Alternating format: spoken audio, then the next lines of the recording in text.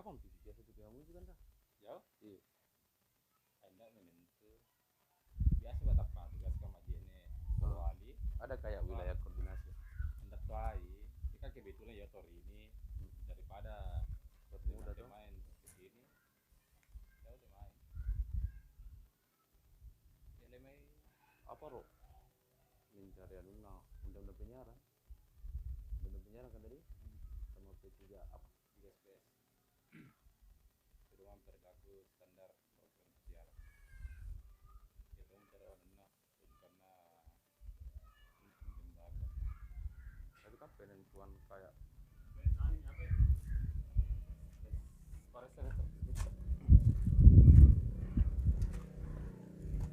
Di ini tuh mic nah.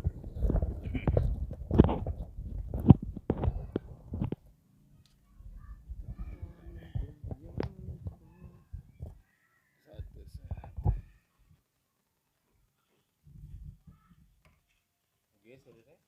iya sudah.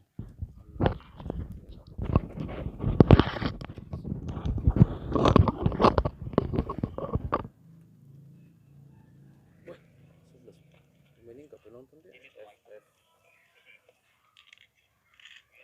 Tes 1 2 3. Tes.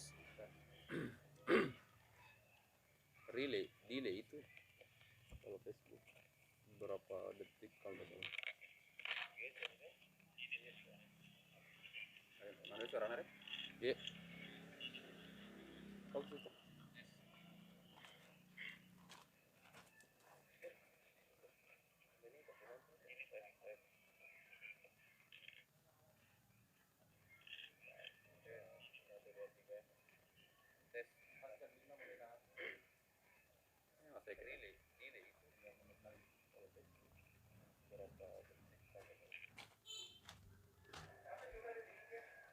Saat ini saya berada di perpustakaan Nusa Pustaka.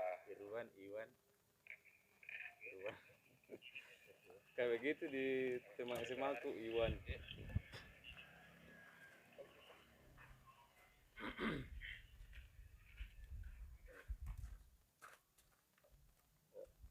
Bismillahirrahmanirrahim. Assalamualaikum warahmatullahi wabarakatuh. Alhamdulillah hari ini kita melakukan diskusi bincang corona.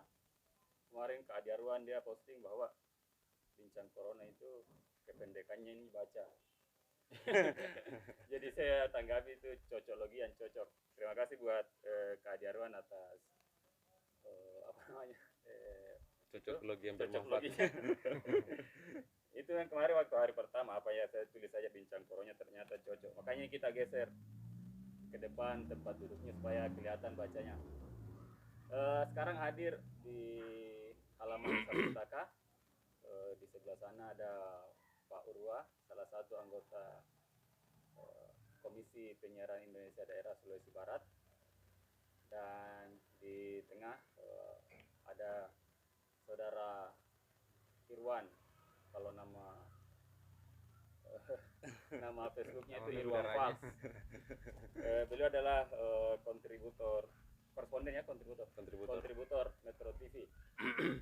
Jadi hari ini kita akan bahas tentang dua tema besar. Pertama, kegiatan jurnalis meliput corona, terus bagaimana bentuk siarannya. Makanya kita hadirkan komisioner dan peran sosial tanda kutip oleh jurnalis untuk menangkal hoax. Kebetulan tadi malam ya sedang heboh tentang telur. Sebenarnya saya juga begadang tadi malam sampai jam 2 cuma nonton film India tidak online. Nanti bangun saya kenapa kok heboh tentang telur ini. Katanya sampai Lombok apa semua yang membahas tentang itu.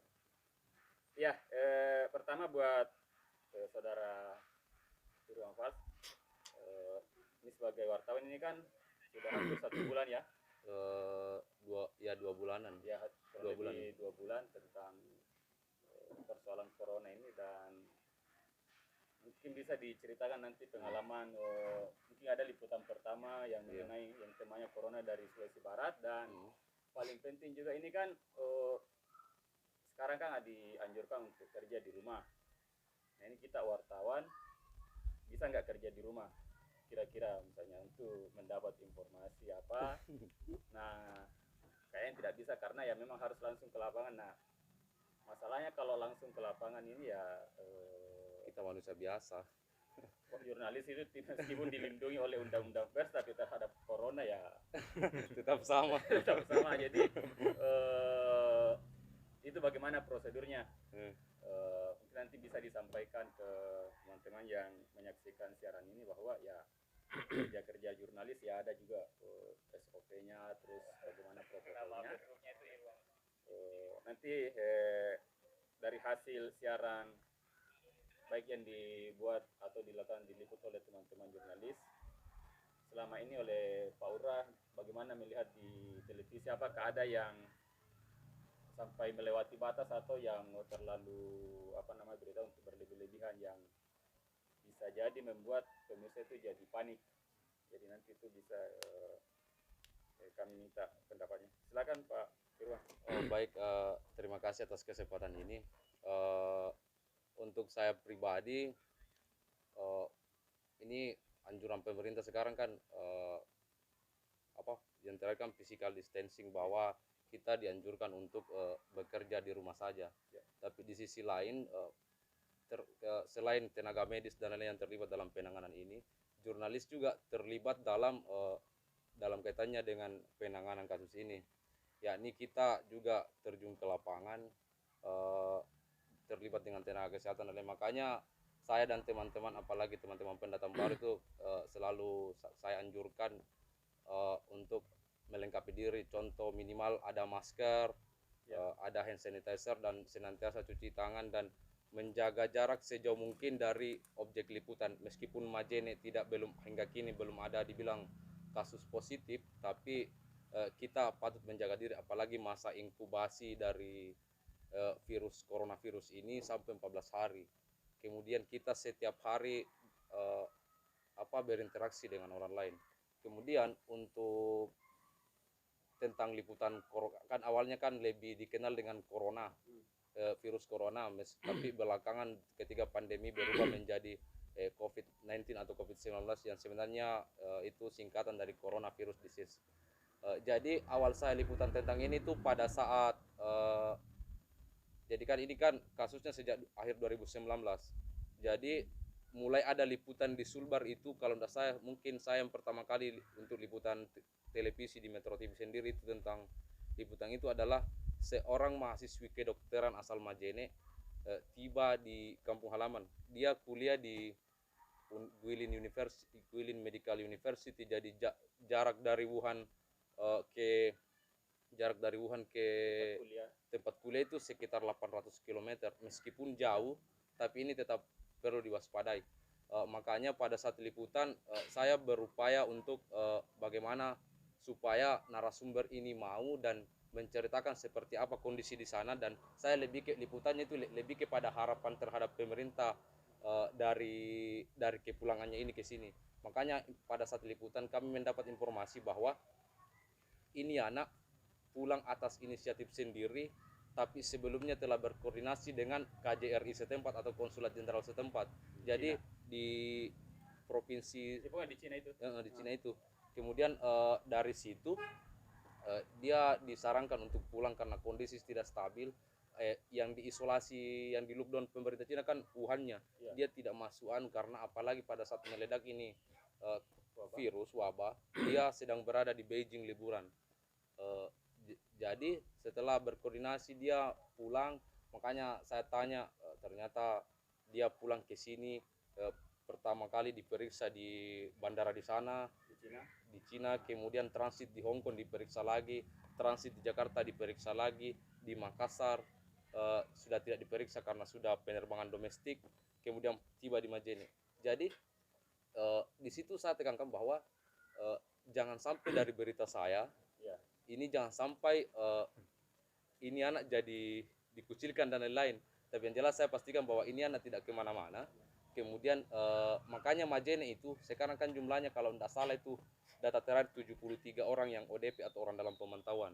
Kemudian terakhir sisa 28 orang yang masih dalam proses. Jadi ODP pertama Majene itu adalah mahasiswi itu.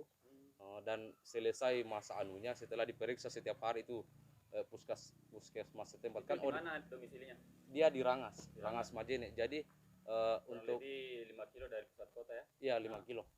Jadi kemudian dari sisi kalau statusnya orang ODP itu atau orang dalam pengawasan itu tanggung jawab dinas kesehatan melalui jajarannya ini puskesmas untuk memantau kesehatannya itu selama 14 hari dan alhamdulillah sudah selesai dan kemudian pada saat liputan itu saya lebih kepada harapannya ini narasumber atau ini anak terhadap pemerintah karena itu hari waktu liputan dia berharap agar pemerintah melakukan komunikasi dengan otoritas pendidikan di Cina atau Tiongkok agar masa libur diperpanjang karena pada saat wabah ini meledak memang masa libur dan setelah itu alhamdulillah diperpanjang masa liburnya dan kalau tidak salah terakhir dia kuliah online karena sekarang kan kita sudah tidak bisa menganggap ini dari luar karena di negara kita sudah hampir 800 orang yang terinfeksi. Jadi itu mahasiswanya masih di Indonesia? Mahasiswanya kalau tidak salah masih di Indonesia. Saya informasi terakhir itu 2 pekan lalu. Terus dulu itu waktu pemeriksaan kesehatan misalnya di kota itu inisiatif dia sendiri atau dinas kesehatan yang bertindak? Waktu itu kan Indonesia belum masuk wabahnya kan jadi belum seheboh sekarang.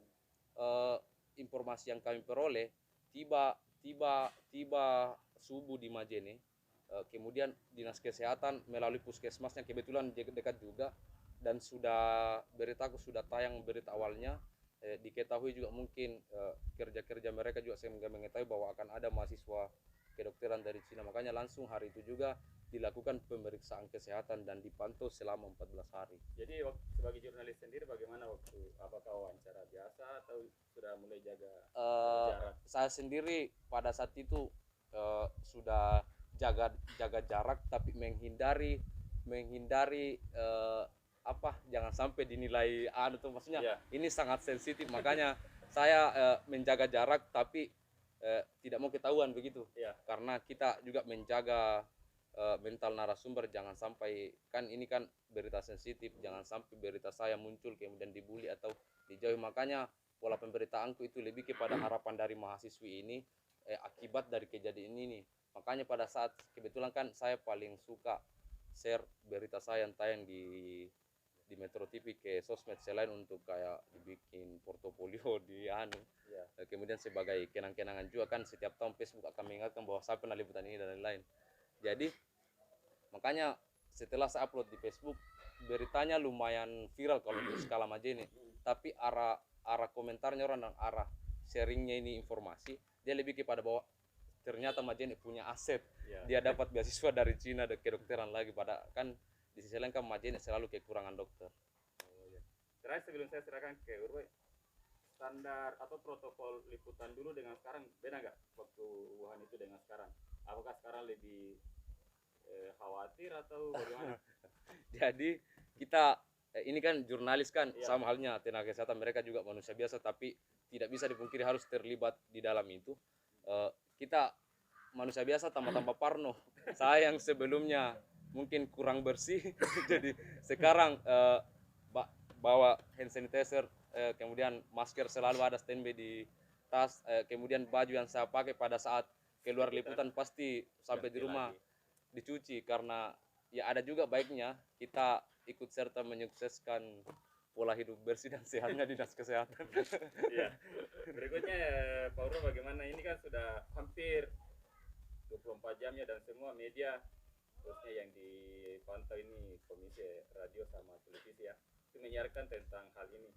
Pernah nggak melihat atau mendengar dari teman-temannya bahwa ada liputan tentang corona ini yang itu di luar melanggar aturan? Ya, bismillahirrahmanirrahim. Assalamualaikum warahmatullahi wabarakatuh. Jadi selama beberapa pekan belakang ini itu dulu sebelum muncul corona itu pemberitaan baik di radio maupun di televisi itu yang diangkat oleh semua media itu hampir 50% ada di sektor pendidikan, kebudayaan, pemerintahan dan lain sebagainya. Tapi saat ini sudah lebih condong ke corona. Mungkin 75% itu semua corona corona ini sudah beberapa hari ini corona semua 75% di semua stasiun televisi. Jadi pengamatan kami itu kan di KPID itu kan ada Undang-Undang 32 tahun 2002 itu tentang penyiaran. Kemudian ada P3SPS itu pedoman perilaku standar program siaran. Ya. Jadi teman-teman jurnalis itu atau teman-teman media itu memperhatikan kalau selalu memperhatikan P3SPS itu tidak akan menyalahi aturan-aturan untuk menyiarkan sesuatu. Ya. Contoh sekarang ini corona, ya kalau ini kan wadah yang bukan yang skala sulbar dari Indonesia, tapi ini kan dunia global. Jadi terkadang undang-undang ini tahun 32 itu melampaui dan P3SPS ini pun juga sangat melampaui tindakan teman-teman jurnalis yang ada di lapangan, baik itu televisi dan radio. Jadi tidak ada salahnya ketika melampaui P3SPS ini untuk kebaikan dunia ini, terutama di Sulawesi Barat ini. Apalagi kan di Sulawesi Barat ini KPID itu ranahnya di TV lokal. Nah ini baik di TV lokal, kalau TV nasional itu kan merilis siaran tuh dari nasional. Jadi teman-teman itu biasa memperhatikan ya kalau ada relay dari nasional itu yang memperhatikan keseimbangan. Nah ini sekarang tidak seimbang lagi, lebih muncul kepada corona yang saat ini itu tidak apa-apa menyalahi toleransi dulu ya. Toleransi dulu karena ini kan kemaslahatan umat, bukan secara provinsi. Breaking news lah. Ya, breaking news itu sangat penting. Iya, kemarin saya lihat di salah satu TV kabel itu kerjasama dengan pemerintah kabupaten untuk menyiarkan itu kampanye. Nah itu yang menariknya karena berbahasa daerah. Ya. Jadi hal-hal seperti itu ya. Jadi terus ini kan cakupannya ini KPID Sulawesi Barat. Pernah nggak waktu ini selama masa ini corona pergi tugas kerja atau bagaimana? Terus ini kan seperti tadi teman-teman jurnalis langsung berhadapan dengan narasumber yang berpotensi. Itu kalau di KPD sendiri enggak? Ya jadi kalau KPD itu ya tidak terjun langsung untuk memantau lembaga penyiaran ini. Ya. Paling tidak kita melihat secara mengandalkan televisi dan radio. Ini kan ada 6 kabupaten, kita memantau lewat radio dan televisi. Kan ini kemarin saya lihat di salah satu stasiun televisi yang ada di TV kabel yang ada di Pulau Limandar, terutama di Tinambung itu sudah ikut mensosialisasikan soal corona ini, pentingnya corona. Apalagi cakupan wilayahnya TV kabel ini yang ada di Tinambung sudah sampai ke wilayah Campalagian, sudah bisa meliputi beberapa kecamatan, itu paling tidak 4 kecamatan itu sudah maksimal untuk penularan sosialisasi ini. Ya kembali ke Pak Irwan, ini kan standar keamanannya jurnalis ini ya, bisa nggak diceritakan sedikit? Misalnya kalau ada nggak liputan terakhir ini di rumah sakit? Oh iya, jadi pernah di Majene lagi ini kan kalau ada kejadian besar begini selalu dibarengi dengan hoax. Ya. Pernah satu hari ada tiba-tiba postingan bahwa ada seorang warga yang sudah dirawat dan diisolasi dan lain-lain. Jadi saya langsung untuk ini kan untuk kita perannya jurnalis untuk memberikan informasi yang benar. Makanya saya langsung ke rumah sakit.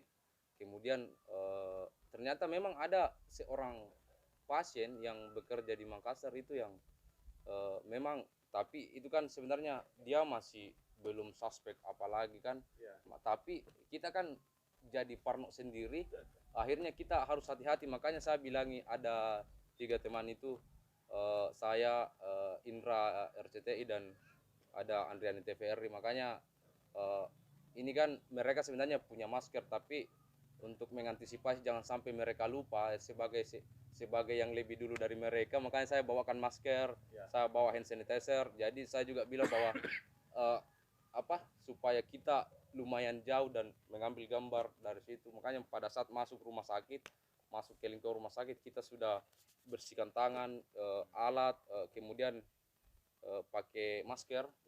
Itu untuk mengantisipasi, karena bahaya sekali ketika mata rantai hoax tidak diputus, karena akan membuat panik warga yang informasi-informasi tidak bertanggung jawab. Ya kan di teman-teman jurnalis di daerah lain kan, misalnya di mana, Bogor ya, wawancarai bupati yang belakang ternyata kena ODP. Terus di mana ini ya Iya, di Sumatera juga. Ada jurnalis, ya itu kita lihat fotonya di grup jurnalis meliput korban. Terus yang bupati ya, pejabat yang data manajer itu kan dia pakai pakaian lengkap pelindung, yang jurnalisnya ini cuma pakai masker dan nantinya syuting, dan belakang ketahuan ya kena Tegur. juga, kena virus itu. Jadi ya itu sangat beresiko ya. Iya, makanya kita harus sadar bahwa kita ini sebagai manusia biasa punya potensi besar untuk terinfeksi corona virus ini. Makanya kita harus tetap menjaga diri, kurang berinteraksi sama orang lain karena ini sangat membahayakan.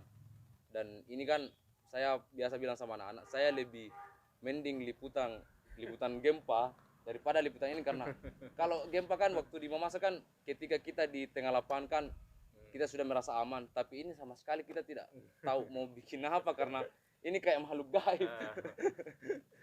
Iya. Terus ini yang tadi malam yang heboh ini ya, ada hoax. Jadi ada pamewek mengatakan hoax itu dibuat orang pintar tapi jahat dan disebarkan oleh orang baik yang bodoh dan tolol. tolol. Jadi itu ada memang istilah seperti itu. Ini bisa kan kalau saya lihat postingan di Facebook tadi ini yang salah satu yang menangkal anunya ini saudara Irwan, saya lihat postingannya banyak di share, terus disampaikan bahwa itu hoax. Ini kan kalau di jurnalis ada pelatihan. Iya. Bisa nggak ini nanti saya sampaikan ke saudara Urwa juga, diceritakan dulu bentuk-bentuk alat-alat yang digunakan, bagaimana kok jurnalis bisa langsung tahu kalau itu hoax. Dicium saja HP-nya kan langsung hoax ini.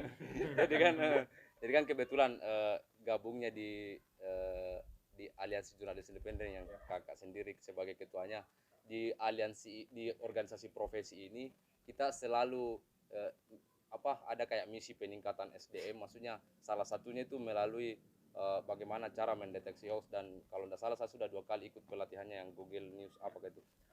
Jadi kemudian untuk di Majene sendiri sudah beberapa kali dihantam hoax pada saat pandemi ini ada di Indonesia. Pertama itu pada saat ada informasi beredar bahwa ada 2 warga Malunda yang dari India, Ulumanda dari India, katanya sudah positif corona dan lain-lain. Jadi untuk pemikiran awal kan mana mungkin ada warga Majene yang positif padahal di Majene sendiri tidak ada alat pendeteksi corona. Kemudian beredar informasinya lewat screenshot di grup-grup, kemudian di share kemana-mana, ada yang jadikan story, ketika ada jadikan story di screenshot lagi, kemudian masuk di grup-grup keluarga, akhirnya ini meledak sampai Facebook. Ketika sampai Facebook itu sudah di share kemana-mana, dan beda lebih kencang peredarannya hoax di WhatsApp karena itu tidak bisa dihapus setelah sekian menit. Beda di Facebook, ketika ada yang upload kemudian di share tetapi induknya dihapus, maka terhapuslah semua. Tapi di WhatsApp lebih parah.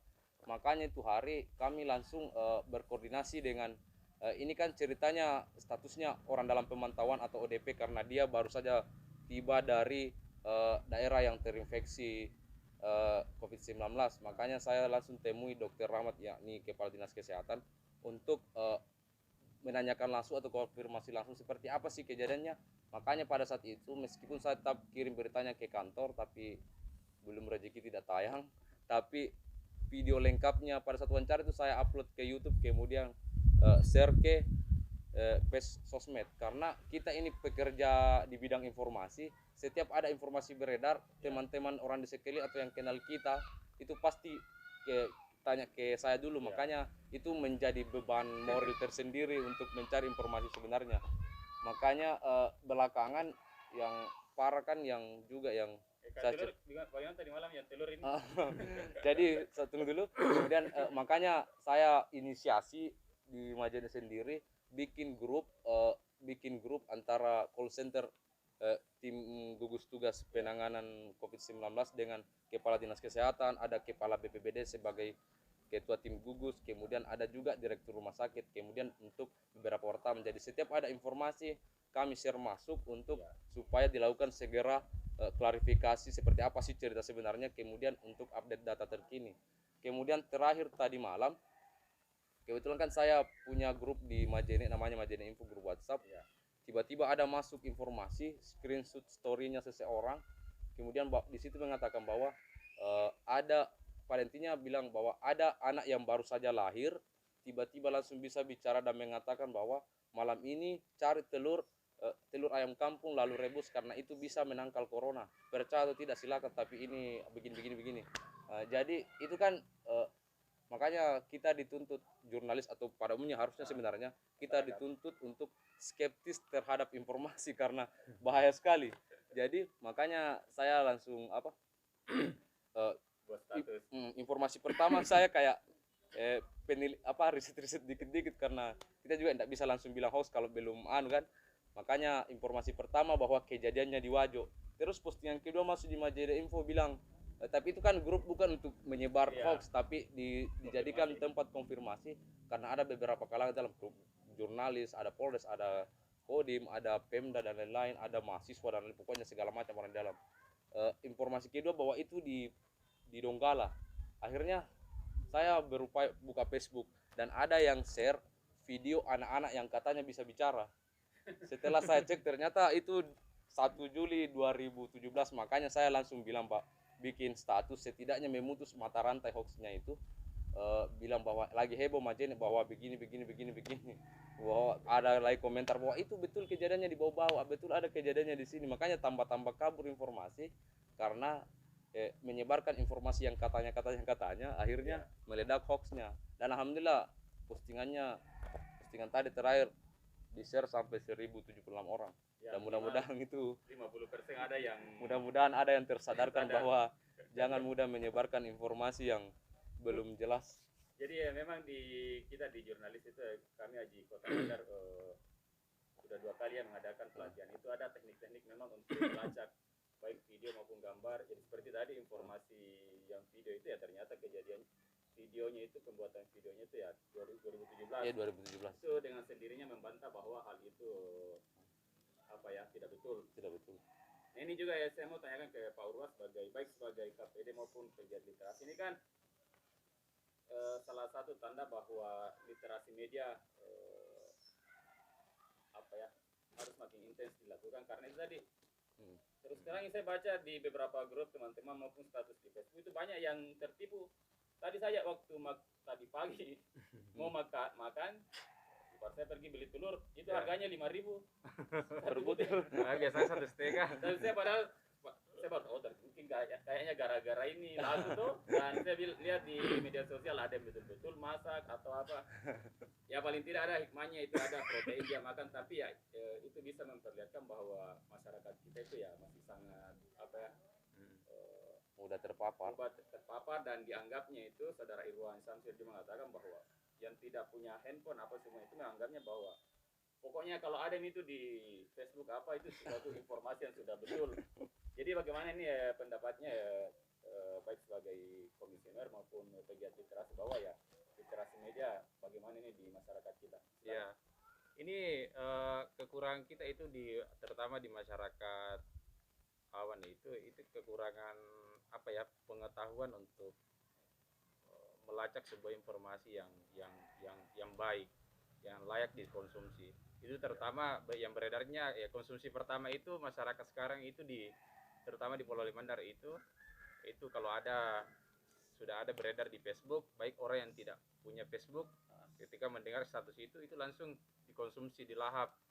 Sampai saya tadi malam jam 1 tidur online dan lain sebagainya, tapi baru tadi pagi itu saya mendengar ternyata ada hal-hal seperti ini lagi, soal telur jam 2 pergi cari, dan sampai orang pada puasa pada hari ini bagi menjalankannya sekalian. Apakah itu memang sudah diniatkan atau gara-gara dari tetangga ke tetangga?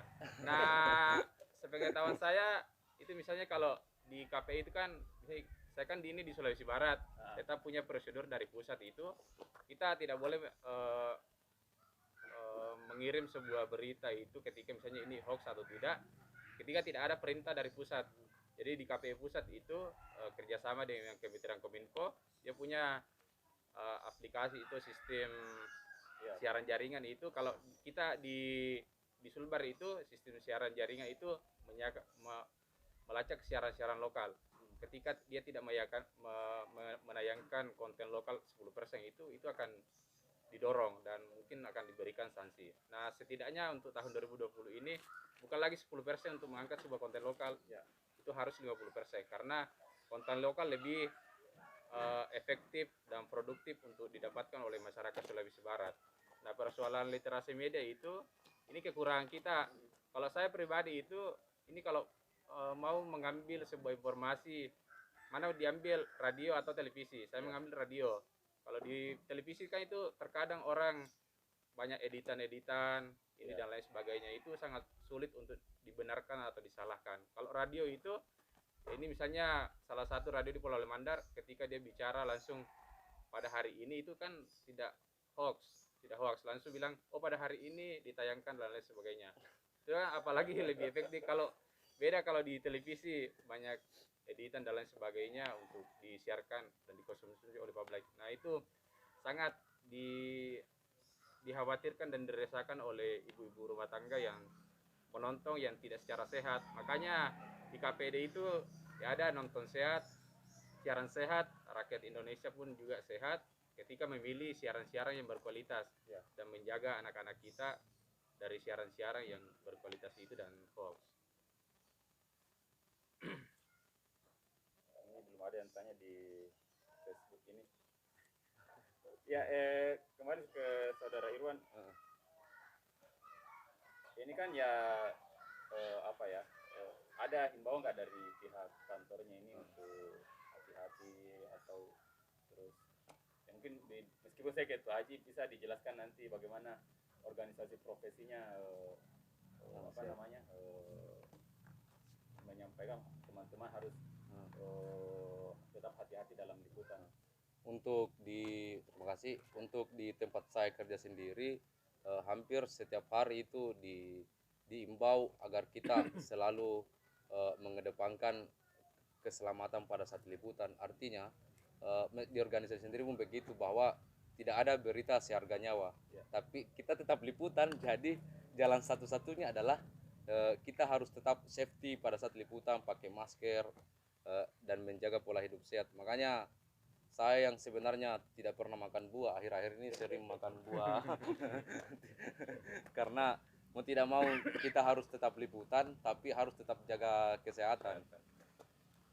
Kemudian kan untuk di Metro TV sendiri atau di banyak TV kan pola pemberitanya kan lebih kepada setiap hari update data dan setiap saat breaking news. Itu kalau saya baca itu lebih kepada selalu mengedukasi warga bagaimana seperti apa itu COVID-19, bagaimana pola penyebarannya dan bagaimana caranya memutus mata rantai atau setidaknya kita terhindar dari virus ini. Salah satu upaya pemerintah kan mengenai yang terakhir physical distancing. Makanya di slot-slot iklan layanan masyarakat itu semakin banyak di televisi terkait untuk itu, edukasi itu.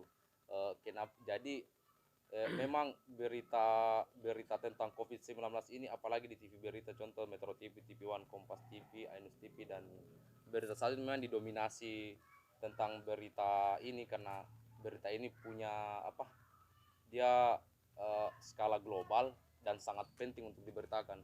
Makanya pola pemberitaannya sekarang itu lebih kepada bagaimana upaya pemerintah, bagaimana dampaknya. Kan ini kan untuk di Majene sendiri kan sangat berdampak terhadap ekonomi.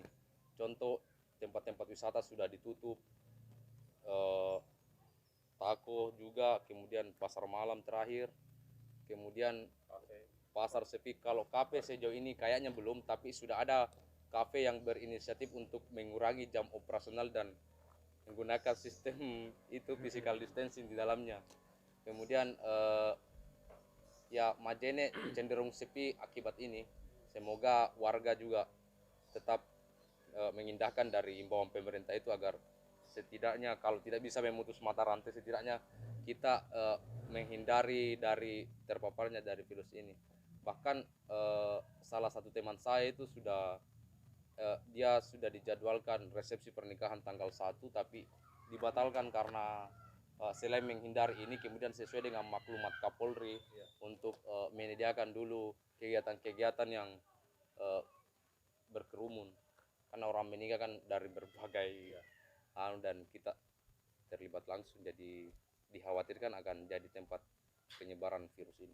Ya terakhir, ini kan kita meskipun sebagai komisioner jurnalis, kan kita tinggal di pemukiman penduduk di ada lingkungan kita. Jadi seperti saudara Urwa tinggal di Pambusuan,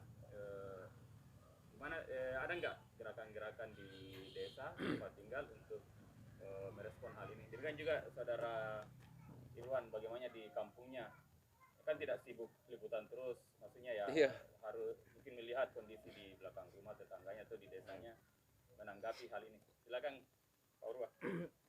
Jadi ini saya manfaatkan, ini kan diliburkan berkantor di Mamuju, saya manfaatkan kembali di kampung untuk menjaga diri keluarga, terutama masyarakat baik itu yang sudah di sini maupun yang baru datang ini.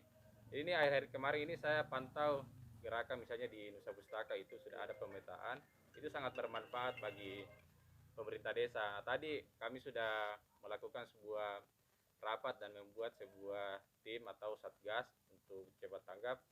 Nah, gerakan kami itu ini walaupun misalnya Sulbar belum zona merah, tapi di tetangga sudah ada positif, kami antisipasi ini baik secara pribadi maupun secara kelembagaan dan kekeluargaan. Kami mempunyai gerakan-gerakan tersebut. Insyaallah besok atau lusa ini sudah mulai gerakan tersebut, apalagi pemetaan peta desa Pambusuan ini sudah kami tandai beberapa titik mana yang ODP dan lain sebagainya. Ada beberapa titik yang kami termasuk bukan hanya pendatang tapi melainkan misalnya supir travel toh perjalanan Mandar Makassar atau ke Palu, kami sudah tandai beberapa hal ini. Nah, ini kami akan laporkan ke pemerintah desa maupun pihak kesehatan untuk PKM Pambusuan. Nah, selanjutnya saya tambahkan tadi itu masalah hoax tadi. Ini itu ya misalnya pandai-pandai lah misalnya jadi orang warga Pulau Mandar ini dalam bermedia sosial itu ketika Anda sudah tahu ini bahwa ini adalah hoax, ya, tidak usah buat juga status seperti ini hoax doh, mending tinggalkan HP-nya, jangan online, mending ke dapur atau kemana olahraga. Ini tadi saya lihat ini orang yang lebih profesor daripada profesor, lebih pintar daripada orang pintar, tapi ikut-ikut juga. Oh ini hoax, enggak usah kalau punya hoax ini, enggak usah lagi dibuat-buat status. Akhirnya orang tambah penasaran. Mending tahu masa sebenarnya mimak kok tahu tuh. Itu banyak sekali orang-orang pintar tapi bodoh juga di media sosial saat ini. Saya lihat seperti itu perkembangannya. Iya, jadi sebelum ke saudara Irwan, jadi memang kita di apa ya, ketika mengikuti pelatih itu disampaikan kalau memang ada hoax itu berusaha mungkin diredam, minimal cara yang kita tempuh itu ya nggak usah di-share lagi atau dibagi seperti tadi. Dan kalaupun mau menanggapi nggak usah apa ya untuk sampai akan mengarahkan orang untuk ikut lagi hoax itu. Jadi memang kita harus lebih pintar-pintar juga untuk menanggapi hal tersebut, karena ya algoritma kita tahu sendiri kan sekarang canggih sekali internet ini, satu kata saja itu satu karakter itu bisa menjadi bagian dari big data dan akan itu terus yang muncul. Memang tadi itu banyak saya lihat, makanya saya buat status juga ya. Itu kayak diamplifikasi yang tadinya kecil kan, tapi karena dibincang-bincangkan apa jadi lama-lama jadi besar. Dan ada juga di sini heboh itu orang terdengar ternyata heboh sekali padahal realitasnya tidak seperti itu juga. Silakan Pak Irwan tentang ini bagaimana di kampungnya nih.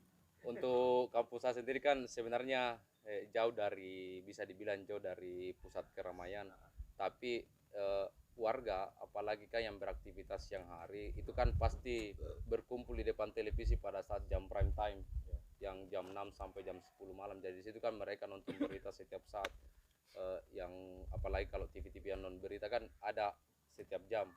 Makanya untuk warga di kampungku sendiri itu mulai sadar, artinya mereka sudah tidak terlalu beraktivitas, kemudian tidak terlalu berkeliaran. Untuk di lingkungan saya sendiri kan kayak orang tua ibu di rumah kan yang sebelumnya tidak pernah kenal masker sekarang sudah pakai masker ke pasar, kalau kan aktivitasnya di pasar. Apalagi kemudian pulang dari pasar pasti saya mau tahu apa ceritanya, karena setiap sesuatu yang heboh di suatu daerah pasti ada tersendiri tuh headline di pasar. Makanya headline tadi kan di pasar kan tentang telur. Iya. Orang tua saya yang tidak pakai sosmed tapi tetap terpapar itunya. Makanya makanya pada saat tiba saya jelaskan bahwa begini sebenarnya dan lain-lain. Kemudian ya kami dari anak-anaknya ya lengkapi dia masker dan hand sanitizer supaya setidaknya apalagi kan transaksi uang kan yang diduga juga jadi tempat penyebarannya. Makanya ya kita hanya bisa berupaya untuk menghindar. Setidaknya kita juga ikut berupaya tapi lagi-lagi kita kembali kepada sang pencipta. Iya, memang kalau yang paling maksimal bisa kita lakukan itu yang pencegahan. Nah, itu dimulai dari diri sendiri dulu Dan keluarga. lingkungan keluarga ya, kemudian baru lebih luas. Jadi dibereskan dulu itu dulu lingkungan terkecilnya untuk yang skala lebih luas. Saya kira itu ya. Sebelum kita tutup ada masukannya Pak Sahrial Said ini dari TVRI. Beliau dia bilang sebelum tutup kita doakan supaya ini berlalu. Kalau bahasanya Pak Guru Fadil, wabah pasti berlalu. Ada hadir di sini. Jadi insya Allah ya apa namanya harapan kita ya meskipun tidak ada seremoni baca doa Al-Fatihah ya harapan bersama kita supaya ini betul-betul cepat selesai. Meskipun ada hikmah ya, tapi ya bagaimanapun dampak negatifnya jauh masih lebih besar. menghantam. Ada ini kan apa ya? Kayaknya masyarakat misalnya di Pulau Limandar ini, terutama di pesisir dan pegunungan itu, kayaknya lebih percaya misalnya persoalan telur daripada persoalan dari kesehatan, dari perintah pemerintah itu ini jangan pergi-pergi dan lain sebagainya. Tapi ketika ada persoalan telur itu, akhirnya pergi-pergi dan makan telur, beli berapa biji, terus masak telur depan harganya rumah dimasak dan lain sebagainya sampai puasa. Kebanding dengan ini yang sebenarnya bisa dari kesehatan, dari pemerintah untuk dianjurkan tidak pergi-pergi, itu lebih percaya persoalan telur daripada protokol soal kesehatan. Selalu Ini ada mudah-mudahan ada hikmahnya dari corona ini, misalnya orang yang tidak sadar media selama ini jadi sadar media. Begitu pentingnya misalnya nonton televisi secara sehat bersama keluarga, mengawasi anak-anak dari tayangan-tayangan yang tidak efektif di televisi, kemudian mendengarkan radio-radio yang memang yang selama ini itu menjadi kebudayaan dari dulu sampai sekarang, dari pesisir sampai pelosok itu, karena memang di sadar media pada radio itu ya menimbulkan banyak informasi. Kalau misalnya jaringan Telkomsel mati dan lain sebagainya, ya hanya bisa berdiri kokoh itu ya radio dan televisi. Untuk televisi. Kedua itu televisi, radio yang lebih utama untuk menyampaikan informasi. Saya pernah melihat sebuah film itu, misalnya di luar negeri itu badai datang, ya salah satu yang menginformasikan itu sebelum masuknya badai itu informasi dari radio. Saya mengambil dari sebuah hikmah itu. Iya, jadi memang ini fenomena menarik. Dan insya Allah nanti bincang corona berikutnya kita akan hadirkan budayawan. Bagaimana ini melihat fenomena seperti tadi. Siapa tahu dari kelucuan tanda kutip itu bisa dijadikan bahan kampanye untuk melawan corona ini. Ternyata masyarakat lebih percaya yang begituan dan lebih takut pada telur daripada corona. Apa ya? Itu hal yang menarik. Jadi insya Allah nanti kalau di pertemuan berikutnya kan kita ini kan bisa banyak insya Allah banyak sudut pandang dari sudut ekonomi, bagaimana ini melihat tadi dapat informasi harga ikan karang di Rangas itu jatuh harganya karena ya yang selama ini ikan itu diekspor atau dibawa ke restoran Makassar itu jadi tidak terbeli. Itu jadi dijual murah. Saya bilang dapat apa aja supaya masyarakat yang tadinya dapat sisa yang sudah sedikit nilai gizinya ya sekarang makan di sini. Jadi ada banyak hikmah dari musibah ini. Jadi kayak ini besok Kak, hari Jumat Pasar Pambusuan. Ya mungkin besok pagi ini secara pribadi mau pantau di Pasar Pambusuan itu tentang nilai ekonomi toh. Apakah stabil, turun atau naik gara-gara ini corona, terutama persoalan telur yang biasa Ah. diperjualbelikan bagaimana di, menjaga jarak, ya menjaga jarak dan lain Saya tahu sebagainya. untuk Majene sendiri yang betul-betul dihantam itu harga gula. gula ya. Masalahnya kan gula Jadi, datang dari luar ini yang iya, produk-produk lokal ini. Bagaimana harga bawang bapaknya? Sudah panen sebelum corona. Kalau pisang Pisang mengeluhnya pembeli betul-betul kurang. Kafe-kafe juga mengeluh. Kemudian untuk di Majene sendiri beberapa tempat pelayanan publik itu ditutup dan dialihkan ke online. Contoh tadi saya liputan di Capil. Di Capil itu ditutup untuk pelayanan langsung, dia beralih ke WhatsApp.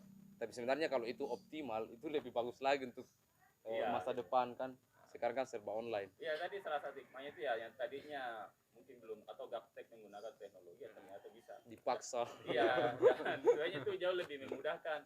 Minimal ya untuk menyogok atau apa itu bisa. Sama kemarin kita juga sudah diskusikan dengan ketua IGI PASA tentang itu mengajar jarak jauh, permasalahan efek corona di dalam bidang pendidikan. Jadi waktu hari kemarin Kak, waktu ada informasi dari pusat, kami dari lembaga penyiaran itu membuat sebuah surat ke lembaga penyiaran lokal, TV dan radio untuk tetap mensosialisasikan lewat radio dan televisi.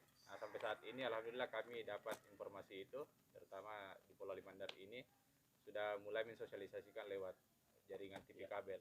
Mudah-mudahan langkah-langkah yang dilakukan oleh teman-teman misalnya relawan di Pambusa maupun di sekitarnya itu bisa juga dimasukkan di TV kabel dan itu bisa dilihat setiap 24 jam itu yang berulang kali mensosialisasikan soal corona di 2020 ini. Ya insya Allah nanti yang siaran ini sudah yang ketiga, file rekamannya itu akan kita kasih ke TV kabel. Semalam saya lihat itu cuma itu saja diputar-putar anunya dari Pemkab Polma, itu kan pendek sekali. Bosan juga kalau itu terus. Jadi kalau ada variasi seperti ini ya mudah-mudahan bisa memberi wawasan yang lebih luas ya masyarakat. Itu juga ada saya dengar suara dari rekaman dari Dinas ya Kabupaten itu yang sudah menyebar juga baik di radio maupun di warga Bahasa Mandar ya. Iya, Bahasa Mandar itu lebih mudah. Iya. TV kabel juga sudah ini kreatif, ada inovasi karena mau Bahasa Mandar ya. Sebenarnya saya Waton ini tahu. Jadi dari tim Mandar ya, kalau untuk Majene sendiri itu sampai 31 Maret itu melakukan penyemprotan desinfektan di tempat-tempat publik maupun rumah-rumah warga. Iya. Kemudian mereka juga turun menggunakan pengeras suara yang mengimbau warga untuk ikut serta menangani ini, salah satunya itu physical distancing tadi. Iya. Itu ya. Ya, Ya. masih ada. Ya saya kira cuma itu. Terima kasih buat Pak Urwa dari Komisi Penyiaran Indonesia Daerah Sulawesi Barat dan Saudara Irwan Fals dari Metro TV. Mudah-mudahan apa yang kami sampaikan bisa memberi wawasan perihal corona ini dari sudut pandang kami di daerah. Jadi ini pelaksanaan siarannya ini di Desa Pambusuan, Kabupaten Pulau Limandar, nyebrang dari Kabupaten Majene, tapi sebenarnya relatif lebih dekat 13 kilo. 13 kilo dibanding dari kota kabupaten kami Pulau Limandar di Pulau Ali hampir 10 menit 100 km. tapi permasalahan corona ini tidak dibatasi secara administratif karena orang sini itu hampir tiap hari tuh Majene banyak sekali mahasiswa apa semua bolak-balik, jadi tetap untuk memberi kami informasi sebenarnya apa yang terjadi di Majene khususnya di rumah sakit dan khususnya kerja-kerja jurnalis penting kami ketahui. Sekali lagi terima kasih dan saya mewakili teman-teman kami dari Armada Pustaka Mandar dari narasumber mengucapkan terima kasih buat teman-teman yang menyaksikan siaran ini dan yang mengajukan pertanyaan dan mohon maaf kalau ada yang kurang berkenan. Insya Allah besok sore kita melakukan siaran langsung lagi. Temanya itu biasanya nanti 1 jam 2 jam sebelumnya jelo ini temanya. Tapi seperti ini saya sudah sonding-sonding gimana bisa nggak? Kemarin kan rencananya menghadirkan teman-teman yang baru datang dari luar daerah. Kita mau tahu proses seperti tadi yang dokter itu anunya, terus apakah ketika tiba di sini sudah melakukan isolasi diri. Jadi itu terus bisa juga tema tentang ekonomi apa. Jadi Atau dari tenaga medis. kalau sampai 10 kali 20 kali pertemuan ya kayaknya kita tidak kehabisan tema untuk membicarakan corona ini.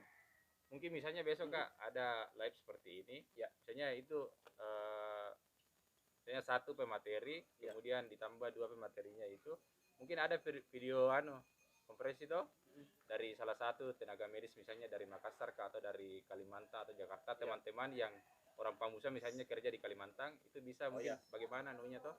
Ya, nanti Bagaimana? secara teknis bisa kita lakukan nanti misalnya video call, kita akan misalnya gunakan lagi satu handphone. Kayak webinar tuh apa tuh? Iya. Misalnya video call lewat WhatsApp, Zoom. nanti kita tampilkan anunya di layar televisi itu bisa, kita ada teknologi. Ya. Cuma ini kita mau yang gampang-gampang dulu. Ini saya sampaikan ke teman-teman, kalau ada yang mengalukan hal yang kami sangat praktis, cuma mengandalkan jaringan. Ini kami ada IndiHome di sini, terus handphone kami pakai dua, satu untuk YouTube, satu untuk Facebook, dan mic untuk supaya suaranya jauh lebih jernih. Jadi ya tidak terlalu mahal, jangan membayangkan kayak kamera besar-besar. Kayak di stasiun TV. Katanya tadi Irma itu jauh lebih gugup tampil di sini daripada live di Metro TV. Saya juga. Ini penontonnya cuma 4 orang jadi ya. Tapi kalau di media sosial lumayan, kayak kemarin itu sudah Selebgram itu semua. hampir 2.000, yang sebelumnya juga jadi yang banyak. Dan Nah ini sangat penting karena pengarsipan ya digitalisasi. ada arsipnya, Ah. ada di YouTube. Apa ada usulnya Pak Guru? Iya bisa. Iya juga. bisa juga untuk kesehatan. Cuma ya ini kan kesehatan hampir ada semua di TV, tapi Iya. akan kita hadirkan juga. Makanya saya bilang itu sampai 20 tema itu banyak sekali. Tidak akan pernah habis. Tidak Dan akan mudah-mudahan segera habis ini virus. Iya. Dan kita juga sehat terus. Ya, terima kasih. Wabillahi taufik wal hidayah. Assalamualaikum warahmatullahi wabarakatuh. Assalamualaikum.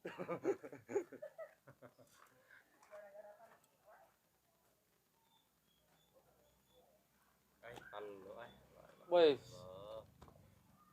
kacau aja ini. Gimana?